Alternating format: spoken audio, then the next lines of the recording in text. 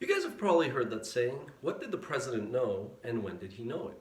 Well, welcome to this installment of Brave New World on ContextTV, and today we're going to ask ourselves, when Bob Iger, chairman and CEO of Disney, retired at the end of January, did he fully know what was around the corner?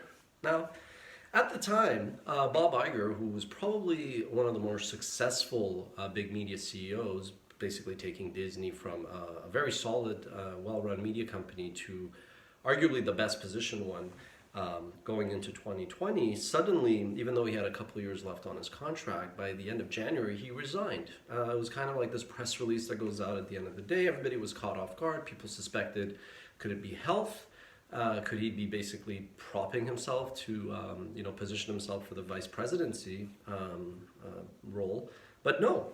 What added to the surprise was that it wasn't his lieutenant Kevin Meyer, who's responsible for Disney Plus, who got the CEO role, but in fact it was Bob Chapek. He was basically responsible for the theme parks, and as much as the theme parks are indeed a cash cow for Disney, the future of the company is not ESPN the traditional way on cable, but all the streaming services. So people were a bit dumbfounded, and people assumed that Kevin was on his way out, probably stewing and unhappy with being overlooked. But now if you fast forward just a couple of months, I would say, unless these are all coincidences, this was crisis management, succession planning, 101. If you think about it, with the theme parks being shut down, with the movie theaters being shut down, with cruises being shut down, with Disney's productions, be it internationally or domestically, being shut down, there was really not much for Bob Chapek to be doing, if you think about it.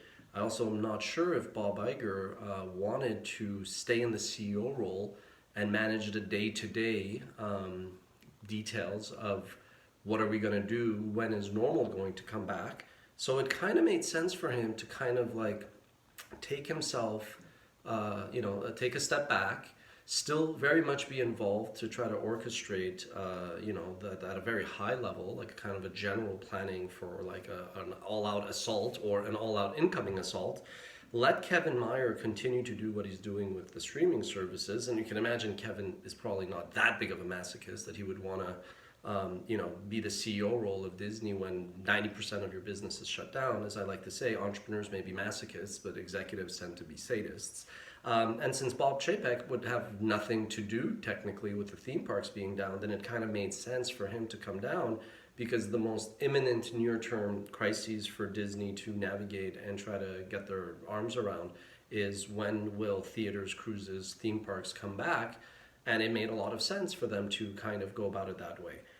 Which just goes to show, obviously Disney being a global company, I've always said that when I refer to these corporations, I'm thinking of the tech companies, Microsoft, Google, Facebook, Apple, that have a presence across borders, that have their own armies across nations, and they have data and they see what's happening on the ground. So, clearly now in hindsight, there was no doubt that that's what the brass was thinking, and you got to give him credit.